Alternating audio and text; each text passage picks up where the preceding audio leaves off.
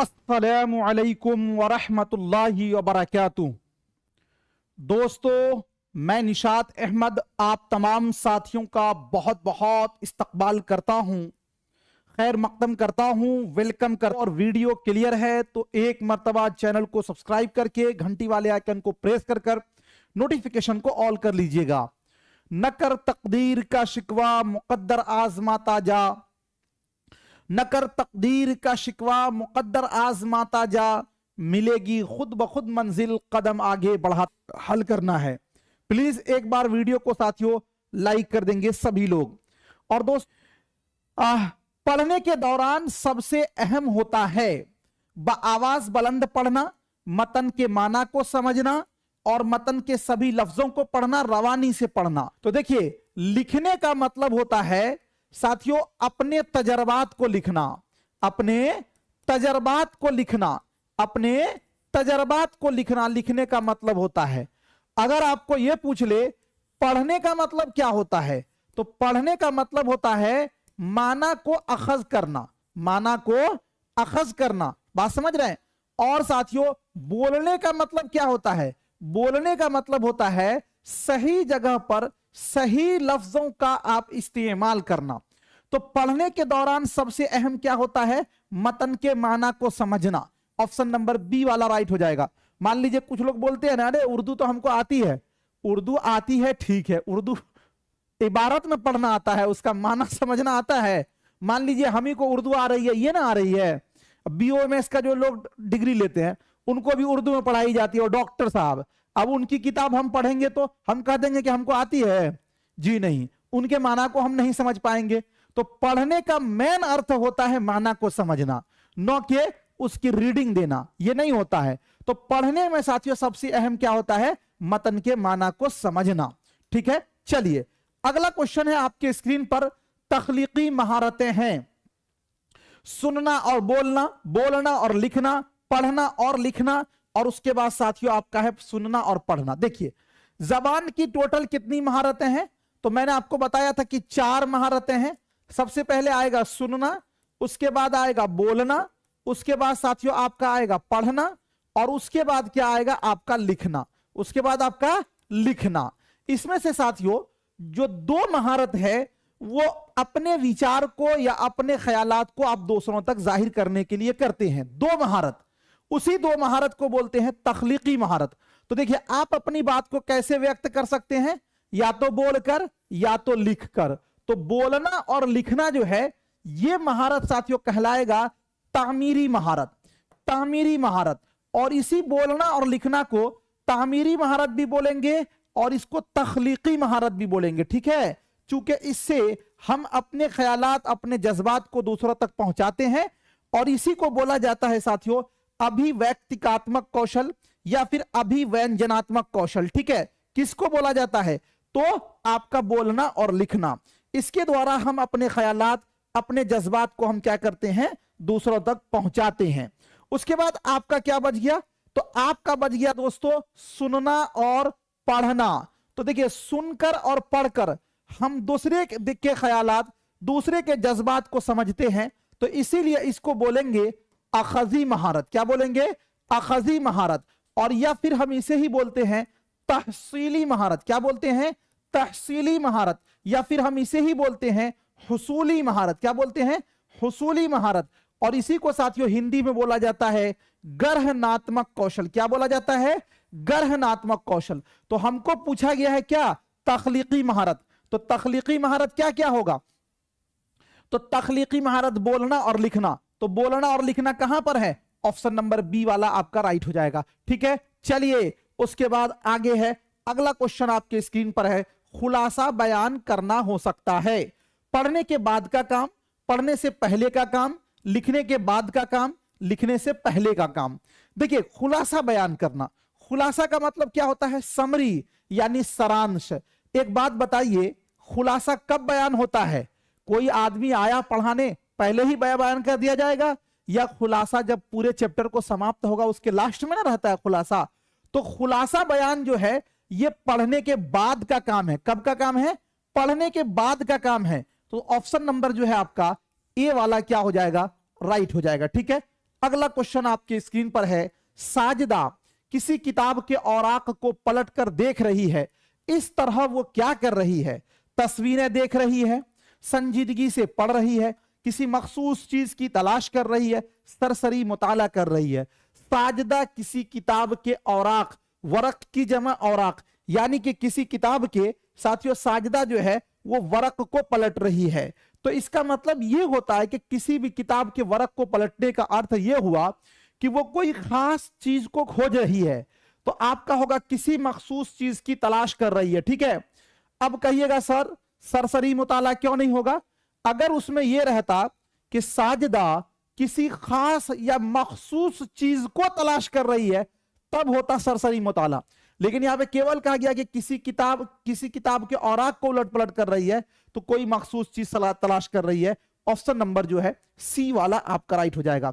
अगला क्वेश्चन है, एक उस्ताद अपने तलबा से किसी ऐसे वाकये को तहरीर करने के लिए कहता है जिसमें उन्हें गम, हैरत या खुशी का तजर्बा हुआ हो। वाकया तहरीर करने के लिए उस्ताद तलबा को कुछ मुआविन इशारे भी देता है, जैसे वाकया कब, कहां और कैसे और किसके साथ पेश आया वगैरह वगैरह। ऐसा करके उस्ताद तलबा की किन सलाहियतों में इजाफा करने की कोशिश कर रहा है? लिखने की रफ्तार में, खुशखत तहरीर में, याददाश्त में, तख्लीकी महारत में। देखिए क्या कह रहा है कि एक उस्ताद ने साथियों यह किया कि तलबा से कोई एक ऐसा वाकया लिखने के लिए कहा जिसमें उन्हें गम, हैरत या खुशी का तजर्बा हो। वाकया तहरीर करने के लिए उस्ताद जो है तलबा को कुछ मुआविन चीज यानी हेल्प कर दे रहा है, जैसे कि वाकया कब हुआ, कहां हुआ, कैसे हुआ और किसके साथ पेश आया।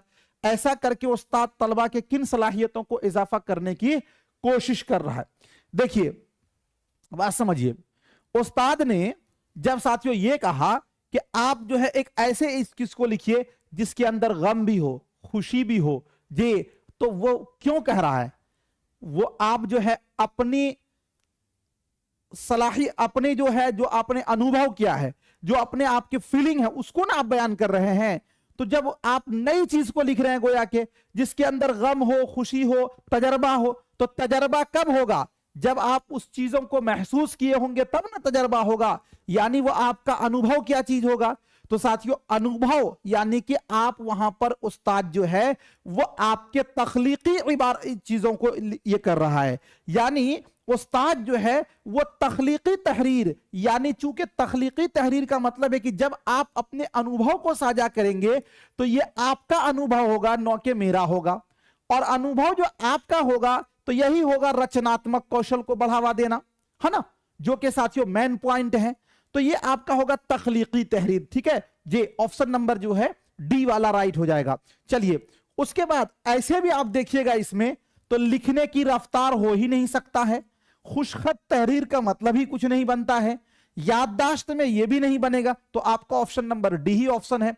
चलिए उसके बाद अगला क्वेश्चन है, एक बात याद रखिए, यह साथियों जैसे जैसे प्रैक्टिस कीजिएगा, अभी तो आपको मैंने जो थ्योरी पढ़ाया है उस बेसिस पर इससे भी हार्ड क्वेश्चन साथियों आपको जो है आएगा। तो जैसे जैसे आपका प्रैक्टिस होगा धीरे धीरे आप क्वेश्चन को आंसर पकड़ने लगिएगा। साजिद ने अपने दोस्त को डूबने से बचाया। एक साजिद नाम का लड़का है, वो अपने दोस्त को डूबने से बचा लिया और 26 जनवरी को उसे बहादुरी का इनाम मिला। यानी 26 जनवरी को साजिद को इस बात का इनाम मिला कि उन्होंने अपने दोस्त को डूबने से बचाया। प्रिंसिपल ने सुबह की असेंबली में उसे अपना तजर्बा बयान करने के लिए कहा। इससे इसकी किस महारत में इजाफा होता है? सुनने की महारत में, पढ़ने की महारत में, बोलने की महारत में, लिखने की महारत में। यानी देखिए साजिद नाम का एक लड़का है, उन्होंने अपने दोस्त को डूबने से बचाया, जिसको 26 जनवरी को साथियों स्कूल में जो परेड होता है, पेयर जो होता है ना, इनाम मिला उस दिन। और हेडमास्टर साहब ने कहा कि ऐ साजिद तुमने बहुत अच्छा काम किया है, तुम जो है अपना अनुभव किससे साझा करो, बच्चों से साझा करो कि तुमने उसको कैसे बचाया। तो एक बात बताइए, वो अपना अनुभव साझा करेगा असेंबली के दरमियान, यानी जहां पर तराना लगा हुआ है तो वहां पर वो लिखकर करेगा। तो यहां पर साथियों सबसे पहले देखिए पढ़ने की महारत पढ़कर तो करेगा ही नहीं, अच्छा वो अपना अनुभव करेगा तो कैसे करेगा? बोलकर करेगा ना। तो यहां पर उसकी कौन सी चीज को साथियों डेवलप करेगा? तो आप देखिएगा कि कह रहा है कि उससे उसकी किस महारत में इजाफा होगा। तो अनुभव को जब वो साझा करेगा तो बोलकर करेगा, तो उसकी बोलने की सलाहियत बढ़ेगी, अन्य के सुनने की। यहां तो सुनने का कोई बात ही नहीं है, लिखने की भी कोई बात नहीं है, तो उसका क्या होगा? बोलने की महारत होगी। ये ऑप्शन नंबर सी वाला आपका राइट हो जाएगा। और एक बात ये समझ लीजिए आप साथियों, पेडागोजी के अंदर क्या होता है कि जब लंबे लंबे सवालात होते हैं तो उसको देखकर आपको भागना नहीं है, इसको समझना है। अब देखिए जाहिर सी बात है कि साजिद जब बोलेगा तो बोलने की महारत उसकी होगी, इसमें इजाफा होगा, तो ऑप्शन नंबर सी वाला राइट हो जाएगा। एक उस्ताद लिखने का आगाज मखसूस मौजू पर गौर खौज से करता है। यहां मखसूस मौजू पर गौर खौज से क्या मुराद है? यानी एक उस्ताद जो है लिखने का जब वो शुरू करता है तो एक कोई खास टॉपिक पर वो शुरू करता है, और ये खास टॉपिक क्या हो सकता है? मुजव्वजा मौजू से मुतारफ होना और उससे मुताल्लिक ख्यालात जमा करना, दिमाग में बहुत सी मालूमात का लाना, मौजू के समझने के लिए दिमाग पर जोर देना, सेहतमंद दिमाग के लिए योगा कर। जे 7 नंबर सवाल का क्या होगा राइट आंसर? जे 7 नंबर सवाल का क्या होगा राइट आंसर? क्या कहा जा रहा है कि एक उस्ताद जो है वो लिखने का आगाज कर रहा है किससे? कोई खास यानी मखसूस मौजू पर, यानी एक खास टॉपिक है। मान लीजिए कि हम लिख रहे हैं यौम आजादी, ये हमारा एक मखसूस टॉपिक है, या हम लिख रहे हैं यौम जमहूरिया, ये भी हमारा क्या है? एक मखसूस टॉपिक है, या हम लिख रहे हैं कि हमारा समाज, ये भी हमारा मखसूस टॉपिक है। तो एक उस्ताद लिखने का आगाज मखसूस मौजू पर गौर खौज से करता है, यानी बहुत सोच विचार के करता है। यहां मखसूस मौजू पर गौर खौज से क्या मुराद है? तो अगर ये बोलें कि दिमाग में बहुत से मालूमात का लाना, जी नहीं। मौजू को समझने के लिए दिमाग पर जोर देना, वो तो मौजू आपका मखसूस है तो पहले ही वो फिक्स है, ये भी नहीं होगा। सेहतमंद दिमाग के लिए योगा करना, ये भी नहीं है। मुजव्वजा मौजू से मुतारफ होना और उससे मुताल्लिक ख्यालात जमा करना। मुजव्वजा मौजू का मतलब ये होता है कि वो मौजू जो आपने फिक्स किया है, यानी वो मौजू जिसका आपने फैसला किया है कि इस मौजू पर हमें लिखना है, तो पहले आप उससे क्या होंगे? जानकारी लेंगे कि वो मौजू क्या है, और फिर उसके मुताल्लिक आप अलग अलग ख्यालात को जमा करेंगे। तो ये जो है ना ऑप्शन नंबर ए वाला इसका पॉजिटिव है, ऑप्शन नंबर ए वाला आपका राइट हो जाएगा।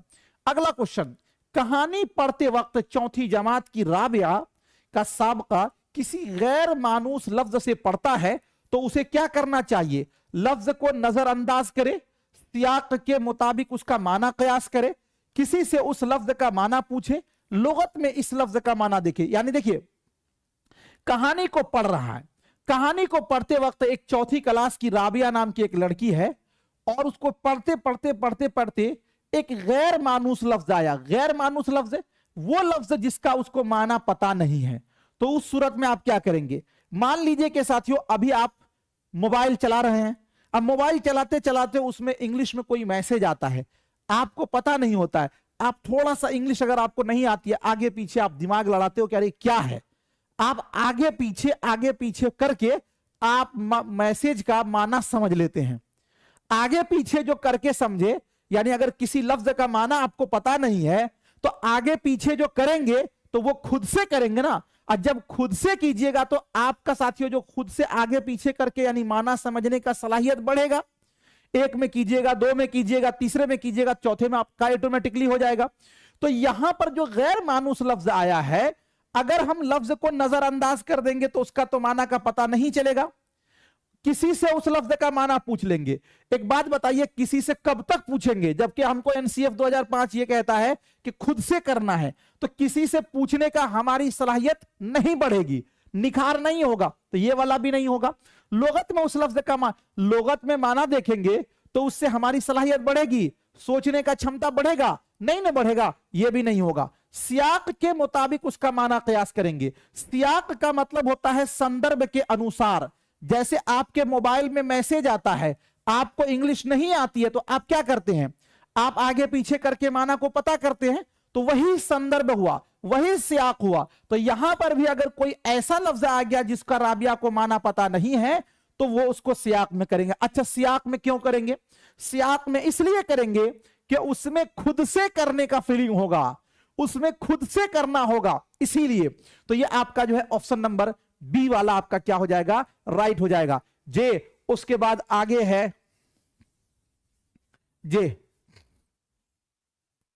अगला क्वेश्चन है आपके स्क्रीन पर, कहा जा रहा है कहानी सुनाना तदरीस का एक तरीका है जो आमोजगार की डॉट डॉट में इजाफा करता है। सिर्फ बोलने की महारत में, पढ़ने और लिखने की महारत में, सुनने और बोलने की महारत में, सिर्फ सुनने की महारत में। सबसे पहले आप यहां पर एक चीज आप समझ लीजिए, उसके बाद आप आगे बढ़ेंगे तब आपको समझ में आएगा। कहानी सुनाना तदरीस का एक तरीका है, मतलब कहानी सुनाना शिक्षण का एक क्या है, तरीका है, मेथड है, जो आमोजगार की डॉट डॉट में इजाफा करता है। मतलब आप देखिएगा भाषा के क्लास में आपको कहानी सुना जाएगा। कहानी सुनने से क्या फायदा होगा, कहानी सुनने से सबसे एक बड़ा फायदा यह होगा कि आपको लफ्जों का इस्तेमाल करना आएगा। कहानी सुनने से सबसे बड़ा फायदा यह होगा कि आपको लफ्जों को उतार चढ़ाव आएगा और उसमें गैर मानूस लफ्ज आएंगे, जी, मुहावरा, जरबुल मसल का इस्तेमाल पता में आएगा। तो अब यहां पर हमको यह क्वेश्चन कहा जा रहा है 9 नंबर का साथियों, कि कहानी सुनाना, सुनाना सुनने की बात नहीं है, गौर कीजिएगा, कहानी सुनाना तदरीस का एक तरीका है जो आमोजगार की डॉट डॉट में इजाफा करता है। तो मान लीजिए आमोजगार कहानी जब इसको सुनाया जाएगा तो उस्ताद न सुनाएंगे तो आमोजगार क्या करेगा, ये सुनेगा, कहानी को सुनेगा ना। तो हम बोले कि बोलने की महारत बढ़ेगी, अरे भाई सुनने से हमको सुनने की महारत बढ़ेगी कि बोलने की महारत बढ़ेगी, तो ये जो है सिर्फ है, ऐसे भी निगेटिव वर्ड है, ये कट जाएगा। पढ़ने और लिखने की महारत बढ़ेगी, यहां पर सुनना आया है तो पढ़ना और लिखने की महारत कैसे होगी, ये भी नहीं होगी। सिर्फ सुनने की महारत होगी, जी नहीं, आप सुनिएगा तो बोलिएगा भी, नहीं बोलते हैं कि अरे पहले सुन तो लो तब तो बोलना। तो कहानी सुनने से हमारे सुनने की सलाहियत भी बढ़ेगी और बोलने की भी सलाहियत बढ़ेगी। तो ऑप्शन नंबर जो है सी वाला आपका क्या हो जाएगा, राइट हो जाएगा।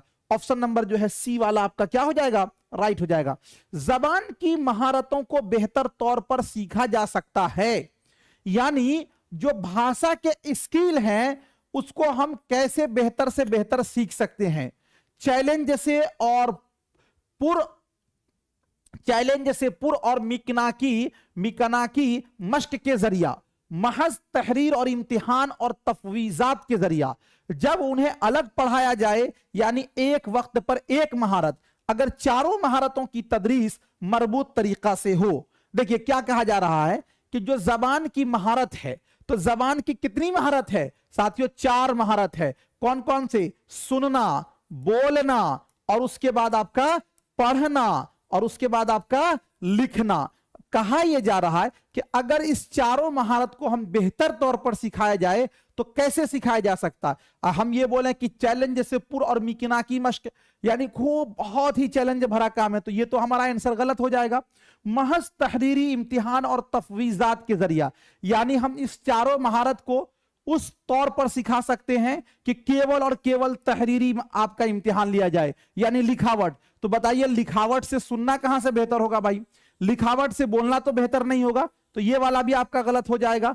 जब इन्हें अलग पढ़ाया जाए, यानी एक वक्त पर एक महारत, ये बहुत अच्छा लग रहा होगा कि अगर हम ये बोलें कि इन सभी को अलग अलग पढ़ाया जाए, मतलब 2 साल आपको पढ़ाया जाए सुनने का, खाली स्क्रिप्ट सुनने के लिए बना दिया जाए, 2 साल आपको पढ़ा दिया जाए केवल बोलने के लिए कहा जाए, 2 साल आपको पढ़ने के लिए कहा जाए, और 2 साल आपको लिखने के लिए कहा जाए। आप बताइए इस तरह विकास होगा आपका, या फिर आपको चारों मरबूत चलते हैं, चारों आपस में अंतस्थ होते हैं। एक बात याद रखिए, जबान की ये जो 4 महारत है, सुनना, बोलना, पढ़ना, लिखना, ये चारों साथियों आपस में एक साथ इसका विकास होता है, ये एक साथ डेवलप करता है, अलग अलग इसको नहीं किया जा सकता, ये आपस में अंतः संबंधी होते हैं। तो ये जो है जबान की महारतों को बेहतर तौर पर सिखाया जा सकता है। जे क्या है साथियों, अगर चारों महारत की तदरीस मरबूत तरीका से हो, अगर चारों महारत की तदरीस मरबूत तरीका से हो। मरबूत का मतलब है कि एक मतलब सिस्टमेटिक ढंग से हो। तो ऑप्शन नंबर जो है डी वाला आपका क्या हो जाएगा, राइट हो जाएगा। अगला क्वेश्चन है, कोई एक जबान डॉट डॉट रस्मुल खत में लिखी जा सकती है। हां, इसमें थोड़ा बहुत रद्दो बदल हो सकता है। महदूद, तमाम, 3 और 1। मैंने आपको बताया कि किसी भी जबान को आप कितने रस्मुल खत में लिख सकते हैं। तो साथियों, किसी भी जबान को आप जितने रस्मुल खत का मतलब स्क्रिप्ट यानी लिपि, तो कोई भी जबान को आप किसी भी रस्मुल खत में लिख सकते हैं। तो ये साथियों, कोई एक जबान तमाम रस्मुल खत में लिखी जा सकती है। ऑप्शन नंबर जो है बी वाला राइट हो जाएगा। जैसे देखिए, अगर हम ये लिखें, आपको कहें आपको पानी लाओ, क्या लिखें? पानी लाओ, तो ये कौन सा रस्मुल खत है? तो कहिएगा सर उर्दू में लिखा गया, तो ये आपका फारसी रस्मुल खत है। और इसी को अगर हम इस तरह लिख देते हैं कि पानी लाओ, पानी लाओ, तो अब कहिएगा सर कि ये कौन सा रस्मुल खत है? तो ये आपका क्या हो जाएगा? हिंदी में है, तो ये आपका देवनागरी है। क्या है? ये आपका देवनागरी है। अच्छा, अगर हम इसी को इस तरह लिख देते हैं पानी लाओ, पानी लाओ, तो अब बताइए कि ये किस रस्मुल खत में लिखा गया? तो इंग्लिश में है, तो ये आपका रोमन हो गया। तो एक बात हमको बताइए कि हम किसी भी जबान को सब रस्मुल खत में लिख सकते हैं, तो ऑप्शन नंबर बी वाला आपका क्या हो जाएगा? राइट हो जाएगा। डिस्ग्राफिया से क्या मुराद है? गिनने में नाकाबिलियत, आवाजों की शनाख्त न पाना, गैर वाज़ेह लिखाई, आवाजों की शनाख्त न पाना। देखिए, हमने आपको बताया था डिस्ग्राफिया, डिस्कैलकुलिया, डिसलेक्सिया। तो सबसे पहले साथियों, अगर आप ये बात समझ लें कि अगर आपको देखिए डिस्ग्राफिया, ग्राफ, तो ग्राफ क्या होता है? ग्राफ को हम बनाते हैं कॉपी पर, तो बनाना यानी कि साथियों किसमें होगा? तो ये आपका हो जाएगा लिखना। बनाना मीन्स यानी लिखना। अगर आपको लिखने में कोई दिक्कत है तो वहां पर बोलेंगे कि ये डिस्ग्राफिया से क्या है? ग्रस्त है। तो डिस्ग्राफिया से क्या मुराद है? गैर वाज़ेह लिखाई, मतलब साफ साफ न लिखना, ये होता है डिस्ग्राफिया। अगर साथियों आपको कहा जाए कि अगर पूछा जाए कि डिसलेक्सिया, डिसलेक्सिया किससे क्या है? आपका डिसलेक्सिया किससे मुताल्लिक है? तो साथियों अगर आपको क्या हो, डिसलेक्सिया पढ़ने से मुताल्लिक, किससे? पढ़ने से मुताल्लिक जो दुश्वारी है उसी को क्या बोलते हैं? डिसलेक्सिया। और अगर आपको पूछा जाए डिस्कैलकुलिया, डिस्कैलकुलिया, डिस्कैलकुलिया किससे संबंधित है? तो याद रखिएगा इल्मे रियाजी से। इल्मे रियाजी यानी अगर आपको गणित में दिक्कत है तो बोलेंगे कि डिस्कैलकुलिया की बीमारी से ये ग्रस्त है। तो डिस्ग्राफिया साथियों गैर वाज़ेह लिखाई, ऑप्शन नंबर जो है सी वाला राइट हो जाएगा। अगला क्वेश्चन है 13 नंबर में, जबान की आमोजिश के अमल में तलबा तलफ्फुज में एतमाद की कमी महसूस करते हैं, इस खामी को कैसे दूर किया जा सकता? यानी जब बच्चे को जबान सिखाया जाता है तो वहां पर जो बच्चा जो बोल रहा है उसके प्रोनाउंसिएशन में उसको क्या है कि हेजिटेशन है, मतलब झिझक है, तो उस कमी को हम कैसे दूर कर सकते हैं? फौरी तौर पर गलतियों की इस्लाह की जाए, यानी जैसे बच्चे ने गलती किया हम इस्लाह कर दें। इससे क्लासरूम आवाज बुलंद पढ़वाया जाए, खेल जैसी सरगर्मियां मुनाकिद की जाए जहां तलबा को एक दूसरे से बातचीत का मौका मिले। जी, फौरी तौर पर गलती की इस्लाह की जाए। देखिए, अगर कोई भी गलती करता है, बच्चा है, अगर हम उसको उसी वक्त साथियों टोकेंगे तो वो जो भी सीख रहा था उसका रफ्तार थोड़ा सा धीमा हो जाएगा। तो ये वाला नहीं होगा, ये वाला नहीं होगा। अब आप कहिएगा कि क्लासरूम में आवाज बुलंद पढ़ाया जाए, तो यहां पर यह कह रहा है कि जबान की आमोजिश में तलबा के अंदर क्या है? तलफ्फुज में क्या है? उसको थोड़ा सा दिक्कत है। किसमें दिक्कत है भाई? तलफ्फुज में दिक्कत है। तो हम इस कमी को क्लासरूम में आवाज, बिल्कुल सही है कि बुलंद खानी से भी तलफ्फुज में कमी दूर हो सकती है, लेकिन उससे भी अच्छा आप यहां देखिए खेल जैसी सरगर्मियां मुनाकिद की जाए जहां तलबा को एक दूसरे से बातचीत, जब बातचीत करेगा तो वो ज्यादा से ज्यादा बोलेगा, और जब बातचीत करेगा ज्यादा से ज्यादा बोलेगा, और जो ज्यादा बोलेगा उसकी बोलने की महारत क्या होगी साथियों? उसकी बोलने की महारत क्या होगी? वो इजाफा होगी, यानी इसमें वो बढ़ेगा। तो इसीलिए आपका हो जाएगा ऑप्शन नंबर सी वाला जो है वो आपका राइट हो जाएगा। अगला क्वेश्चन है आपके स्क्रीन पर 14 नंबर में, पढ़ना सीखने की जरूरी शर्त नहीं है। हवालों से भरपूर मवाद, कीमती किताबें, पढ़ने के बावजूद मवाक़े, जबान के मुतारिफ जुमले और बनावट का इस्तेमाल। क्या पूछा गया आपसे? कह रहा है कि पढ़ना सीखने की जरूरी शर्त नहीं है, यानी पढ़ने के लिए क्या जरूरी नहीं है? एक बात बताइए, पढ़ने के लिए जरूरी है कि किताब जो है ना बहुत कीमती होनी चाहिए, 1-1 लाख की, 2-2 लाख की? ये जरूरी नहीं है। पढ़ने के बारे में तो कहा गया कि अगर कोई पढ़ना चाहता है तो जिस तरह पानी अपना रास्ता खुद बना लेता है, उसी तरह पढ़ने वाला अपना रास्ता खुद बना लेता है। तो साथियों, पढ़ने के लिए कीमती किताबों का होना जरूरी नहीं है, लेकिन यह तो जरूरी है कि जो भी पास आपके मवाद हो वो हवालों से हो, यानी वो ऑथेंटिक हो। ये तो है। पढ़ने के साथियों बावजूद आपके बहुत सारे मौके हो, यह भी सही है। जबान से आपको जानकारी हो, यह भी सही है, लेकिन बी वाला जो है वो गलत है। उसके बाद अगला क्वेश्चन है 15 नंबर में कि जबान की तिफले मरकूज जमाअत की खुसूसियत है। तिफले मरकूज का मतलब क्या होता है, पहले समझ ले इसको। तिफले मरकूज का मतलब होता है बाल केंद्रित। क्या मतलब होता है इसका? बाल केंद्रित। क्या होता है? बाल केंद्रित। साथियों क्या होता है? बाल केंद्रित। बाल केंद्रित का मतलब यह होता है कि हमें बच्चे को जो पढ़ाना है वो साथियों क्या करना है, उसके मुताबिक पढ़ाना है, उसके उम्र उसके ज़हन के मुताबिक पढ़ाना है। तो कहा जा रहा है कि जबान की तिफले मरकूज जमात, यानी एक क्लास वो है जो तिफले मरकूज यानी बाल केंद्रित है। तो इसकी खुसूसियत क्या है? मुअल्लिम हिदायत देता है। मुअल्लिम माने उस्ताद, यानी उस्ताद जो है वो क्या करता है? हिदायत देता है और तलबा से उम्मीद करता है कि वो हिदायत पर अमल करे।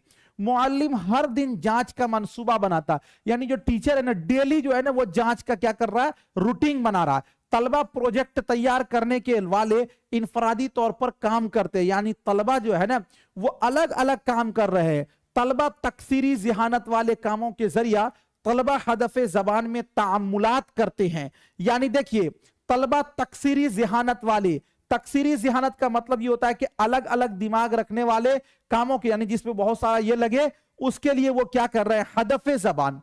हदफ जबान का मतलब होता है मेयारी जबान। मेयारी जबान का मतलब होता है साथियों दूसरी जबान। क्या होता है? दूसरी जबान। यानी बच्चे जो है दूसरी जबान में वो क्या कर रहे हैं? तामुलात। तामुलात का मतलब होता है बातचीत करना। आपने सुना होगा कि बच्चे बातचीत से ज्यादा क्या करते हैं? जबान को सीखते हैं। यानी हमें बच्चे को बातचीत का मौका देना चाहिए। तो इसीलिए तामुलात जो है ये आपका पॉजिटिव है, और इसीलिए साथियों 15 का क्या होगा आपका? ऑप्शन नंबर जो है डी वाला आपका राइट हो जाएगा। ऐसे भी आप लोगों ने पढ़ा है कि लेवायुगोत्स्की का मानना है कि बच्चे कैसे सीखते हैं जबान? तो तामुलात से सीखते हैं। कैसे सीखते हैं? तामुलात से सीखते हैं। तो ऑप्शन नंबर जो है डी वाला आपका राइट हो जाएगा। चलिए, जो है एक साथियों इबारत है, ये गजल है, और इसी में पूछा गया है कि मंदरजा झैल नज्म को पढ़िए और दिए गए मुतबादिल में से मुनासिब मुतबादिल मुतबादिल का इंतखाब कीजिए। यानी ये पढ़ना। देखिए, पैराग्राफ आए तो इस सूरत में साथियों आप दो चीजें याद रखिए। उर्दू का पैराग्राफ आता है तो पहले आप क्वेश्चन को पढ़िए और उसके बाद पैराग्राफ को हल कीजिए, आंसर हो जाएगा। लेकिन अगर आपको हिंदी का पैराग्राफ आए तो पहले पैराग्राफ पढ़ें फिर क्वेश्चन को पढ़ें। देखिए, हिंदी और उर्दू में फर्क यह है कि हिंदी में आपको भाव पूछा जाता है और उर्दू में आपको लफ्ज बलफ्ज पूछा जाता है। दोनों के अंदर हल करने का यही तरीका। तो हम पहले पैराग्राफ को नहीं पढ़ेंगे, पहले जो है ना हम क्वेश्चन को पढ़ेंगे। अब तक जो है ना कुछ लोग इसी मसला में फंसा हुआ है कि सर 1 to 5 का क्लास है, 6 to 8 का क्लास है। जब आपको इतना भी पता नहीं है तो फिर आप कैसे पढ़िएगा जी? इतना भी पता, हर दिन इस पर बता चुका हूं कि देखिए आपका सिलेबस सबका एक ही सिलेबस है। लैंग्वेज, जितने सारे लैंग्वेज है, जितने में साथियों एग्जाम हो रहा है, सारे लैंग्वेज का सिलेबस एक है, बस थोड़ा सा स्तर ऊपर और नीचे होता है। ठीक है जी, ये चीज को आप समझ लीजिए। अब डेली आप इसी बात को कहिएगा कि सर ये 1 to 5 का है, 6 to 8 का है, तो फिर आप जो है ना फिर अच्छी तैयारी नहीं कर पाएंगे।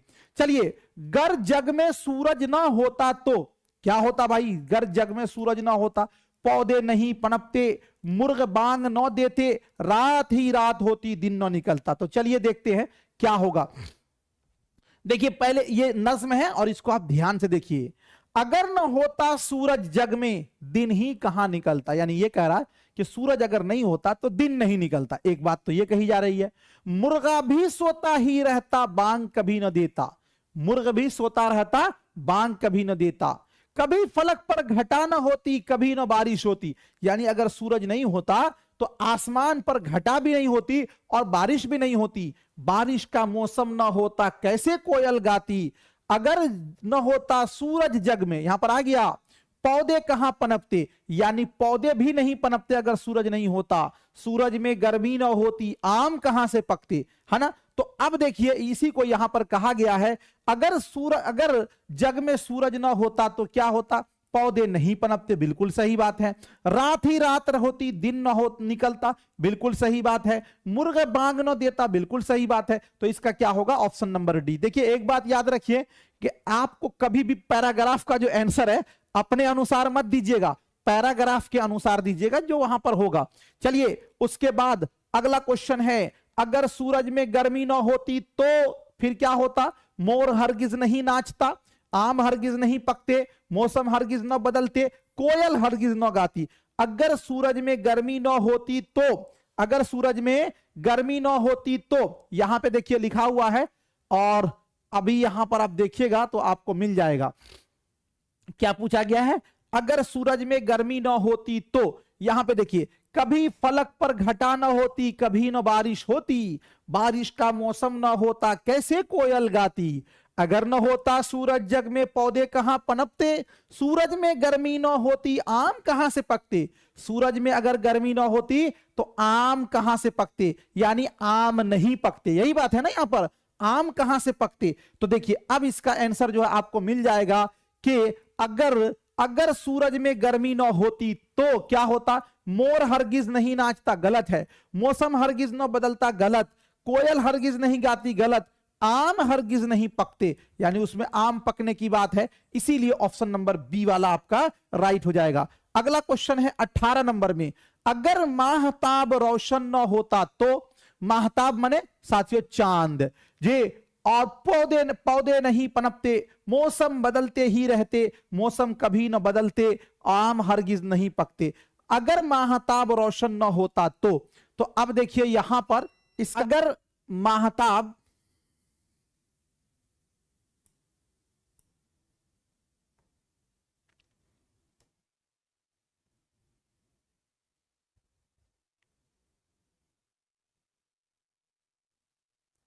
हमसे यह क्वेश्चन पूछा गया है कि अगर माहताब रोशन न होता तो फिर क्या होता, पौधे नहीं पनपते, मौसम बदलते ही रहते, मौसम कभी न बदलते, आम हरगिज नहीं पकते।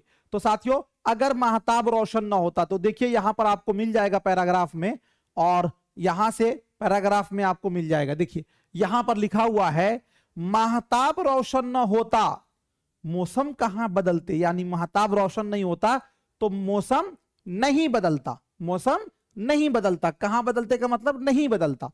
तो अब आपको इसका आंसर यहां पे मिल गया कि अगर माहताब रोशन न होता तो क्या होता भाई, पौधे नहीं पनपते, गलत।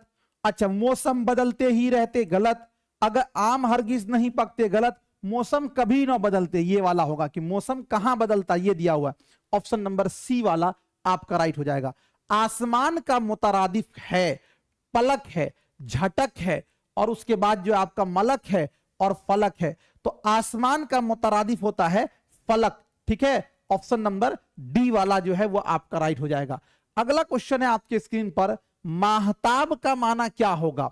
सूरज है, चांद है, तारे है और मौसम है। देखिए अगर आपको यह पूछ ले कि आफताब का माना क्या होगा, तो आफताब का माना होता है सूरज। आफताब का माना सूरज, आफताब का माना सूरज होता है। और अगर आपको पूछा माहताब का माना, तो माहताब का माना होता है चांद। माहताब का माना चांद, ठीक है जी। आफताब की जिद है आसमान, आब ताब, और उसके बाद है माहताब, और उसके बाद है तारे। तो आफताब की जिद क्या है साथियों, तो माहताब। ऑप्शन नंबर जो है सी वाला राइट हो जाएगा। उसके बाद आगे है, इस नज्म का उन्वान क्या होना चाहिए। मोर होना चाहिए, मौसम होना चाहिए, सूरज होना चाहिए और कोयल होना चाहिए। यानी अगर आपसे यह कहा जाए कि इस नज्म का अगर उन्वान रखने के लिए तो क्या होना चाहिए, तो देखिए इसमें सूरज की खुसूसियत को बयान किया गया है, तो इसलिए इस नज्म का उन्वान क्या होना चाहिए, सूरज होना चाहिए। ऑप्शन नंबर जो है सी वाला आपका राइट हो जाएगा, ठीक है। 22 नंबर। अब आगे एक पैराग्राफ और है और इसके बारे में साथियों आपको देखना है और फिर आगे बढ़ना है। कहा जा रहा है, मंदरजा झैल इबारत पढ़िए और दिए गए मुतबादिल में से मुनासिब तरीन मुतबादिल का इंतखाब कीजिए। ये इबारत है, हम इसको नहीं पढ़ेंगे, हम पहले चलेंगे क्वेश्चन को देखेंगे। और सबसे पहला क्वेश्चन आपके स्क्रीन पर है 23 नंबर में, चार मीनार की तामीर किसने करवाई। अबुल हसन तानाशाह, मोहम्मद कुतुब शाह, अब्दुल्ला कुतुब शाह, मोहम्मद कुली कुतुब शाह। किसके बारे में बात हो रही है? चार मीनार। तो देखिए यहां पर साथियों आपको मिलेगा, और इस पैराग्राफ में पढ़ेंगे तो आपको मिल जाएगा। शहर हैदराबाद रियासत तेलंगाना का सदर मकाम है। यहां कई तारीखी, कदीम और खूबसूरत इमारतें हैं। इनमें से एक इमारत है चार मीनार। मोहम्मद कुली कुतुब शाह ने इसे 1591 में तामीर करवाया। किसने तामीर करवाया? तो मोहम्मद कुली कुतुब शाह। किसने? मोहम्मद कुली कुतुब शाह ने। तो अब आपको इसका आंसर क्या हो जाएगा? चार मीनार की तामीर किसने करवाई? चार मीनार की तामीर किसने करवाई? तो मोहम्मद कुली कुतुब शाह। यहां पर है ऑप्शन नंबर डी वाला जो है आपका राइट हो जाएगा। ऑप्शन नंबर डी वाला आपका राइट हो जाएगा। चार मीनार की तामीर किस सन में हुई थी? 1593, 1591, 1691, 1663। देखिए जब पैराग्राफ पढ़िएगा, जहां तक आपने पढ़ रखा है उससे आगे पढ़िएगा, आपको मिल जाएगा। तो देखिए हमको पूछा गया कि चार मीनार की तामीर, तो यहां पे देखिए मोहम्मद कुली कुतुब शाह ने इसे 1591 में तामीर करवाया। तो कब तामीर करवाया? 1591 में। तो अब आपको इसका आंसर मिल गया कि चार मीनार की तामीर किस सन में हुई थी? तो 1591 में। ऑप्शन नंबर बी वाला राइट हो जाएगा।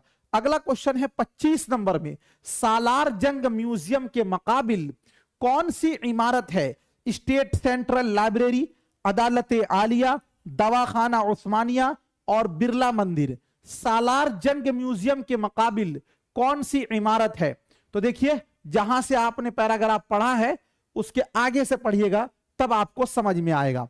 तो साथियों पैराग्राफ जो है हमने यहां तक पढ़ लिया है, अब उसके आगे पढ़ेंगे। चारों जानिब चार बड़ी खूबसूरत कमाने हैं। सेहन के छत पर एक मस्जिद और खानका है। मूसा नदी के दाएं जानिब सालार जंग म्यूजियम है। हमको पूछा गया है सालार जंग म्यूजियम के मुकाबिल में कौन सी इमारत है? इस म्यूजियम का शुमार दुनिया के मकबूल तरीन अजायब घरों में होता है। सालार जंग म्यूजियम के मुकाबिल स्टेट सेंट्रल लाइब्रेरी है। क्या कहा गया है? सालार जंग म्यूजियम के मुकाबिल क्या है? State central library. State central library. तो हमको पूछा गया है सालार जंग म्यूजियम के मुकाबिल कौन सी इमारत है? तो state central library. Option number A वाला आपका राइट हो जाएगा 25 का। अगला क्वेश्चन है, गुंबद कुतुब शाही की इमारतें हैं पुरशिकोह और पुरफरेब और पुरखूब और पुरतकल्लुफ। यानी कुतुब शाही जो इमारत है उसकी गुंबद कैसी है, तो उसके बारे में जिक्र है। तो देखिए यहां पर यहां तक तो हम लोगों ने पढ़ लिया ना, इसके आगे पढ़िएगा। शहर हैदराबाद के मगरिब में 6 मील के फासले पर किला गोलकुंडा वाक़ है। यह एक पहाड़ की चट्टान पर वाक़ है। इस किला के करीब ही हफ्त गुंबद वाक़ है जो कुतुब शाही खानदान के मकबरा हैं। यह बड़ी ही पुरशिकोह इमारत है। क्या है? पुरशिकोह लफ्ज है। तो साथियों आपका क्या हो जाएगा इसका? तो आपका होगा कुतुब शाही की इमारतें कैसी इमारत है? तो पुरशिकोह। ऑप्शन नंबर ए वाला आपका राइट हो जाएगा। ठीक है। अगला क्वेश्चन है कि मूसा नदी के दाएं जानिब वाक़ है। मूसा नदी के दाएं जानिब वाक़ है गजा खाना, अफजलगंज, कुतुब खाना और सालार जंग म्यूजियम। तो अब देखिए मूसा नदी के दाएं जानिब, तो दोस्तों यहां पैराग्राफ में देखिएगा आप कि पैराग्राफ को आप पूरा पढ़ लिए हैं। यहां तक आप पढ़ लिए हैं। अब क्या करिएगा? तो इस पैराग्राफ को फिर से शुरू से पढ़ना चालू कीजिए। ठीक है, फिर से शुरू से पढ़ना चालू कीजिए, तब आपको मिलेगा कि मूसा नदी के दाएं जानिब क्या है। जी, एग्जाम में थोड़ा सा समय आपको लग जाएगा, लेकिन एक बात याद रखिएगा कि अगर इस मेथड से आप हल करेंगे तो एक भी क्वेश्चन आपका नहीं छूटेगा और बिल्कुल आप सही बनाकर आइएगा और जी सीना ठोक कर कहिएगा कि मेरा इतना ना इतना नंबर आएगा। हमको पूछा गया मूसा नदी के दाएं जानिब शहर हैदराबाद रियासत तेलंगाना का सदर मकाम है। यहां कई तारीखी, कदीम और खूबसूरत इमारतें हैं। इनमें से एक इमारत चार मीनार है। मोहम्मद कुली कुतुब शाह ने इसे 1591 में तामीर करवाया। चारों जानिब चार बड़ी खूबसूरत कमाने हैं। सेहन के छत पर एक मस्जिद और खानका है। मूसा नदी के दाएं जानिब सालार जंग म्यूजियम है। क्या आ गया यहां पर? मूसा नदी के दाएं जानिब क्या है? सालार जंग म्यूजियम है। तो हमको यही ना पूछा गया है कि क्वेश्चन नंबर 27 में साथियों कि मूसा नदी के दाएं जानिब क्या वाक़ है? तो सालार जंग म्यूजियम, ऑप्शन नंबर डी वाला आपका राइट हो जाएगा। अगला क्वेश्चन है, किला गोलकुंडा वाक़ है सतह जमीन पर, पहाड़ के अतराफ पर, पहाड़ के चट्टान पर और पहाड़ के नीचे, यानी किला गोलकुंडा कहां वाक़ है ये आपको बताना है। तो जहां से अभी पढ़ा ना उससे आगे बढ़िए और आपको मिल जाएगा। इस म्यूजियम का शुमार दुनिया के मकबूल तरीन अजायब घरों में होता है। सालार जंग म्यूजियम के मुकाबिल स्टेट सेंट्रल लाइब्रेरी है। शहर हैदराबाद के मगरिब में 6 मील के फासले पर किला गोलकुंडा वाक़ है। यह एक पहाड़ की चट्टान पर वाक़ है। किला गोलकुंडा कहां है? पहाड़ की चट्टान पर। कहां है? पहाड़ की चट्टान पर। तो हमको साथियों 28 नंबर क्वेश्चन का मिल गया। किला गोलकुंडा वाक़ है तो कहां है भाई? सतह जमीन पर, पहाड़ के अतराफ पर, पहाड़ की चट्टान पर। तो ऑप्शन नंबर जो है सी वाला आपका राइट हो जाएगा। उसके बाद अगला क्वेश्चन है 29 नंबर में कि इस म्यूजियम का शुमार दुनिया के मकबूल तरीन डॉट डॉट में होता है। चिड़ियाघरों में, अजायब घरों में, सिनेमा घरों में, इनमें से कोई नहीं। तो इस म्यूजियम का शुमार दुनिया के मकबूल तरीन अजायब घरों में होता है। यह पैराग्राफ में था, ठीक है। उसके बाद अगला क्वेश्चन है आपके स्क्रीन पर, जुनूब का माना क्या होता है? दक्कन होता है, पूरब होता है, और कश्ती होता है, दरवाजा होता है। तो देखिए जुनूब के माने होते हैं साथियों दक्कन। अगर आपको यही पूछ लिया जाता शुमाल का माना क्या होता है, तो शुमाल माने होता है उत्तर। यह बात आप याद रखिएगा। ये टोटल साथियों 30 क्वेश्चन जो है तमाम साथियों का थैंक यू। मिलता हूं फिर साथियों नेक्स्ट टाइम नेक्स्ट वीडियो के साथ। जब तक के लिए खुदा हाफिज, शुक्रिया, ऑल द बेस्ट।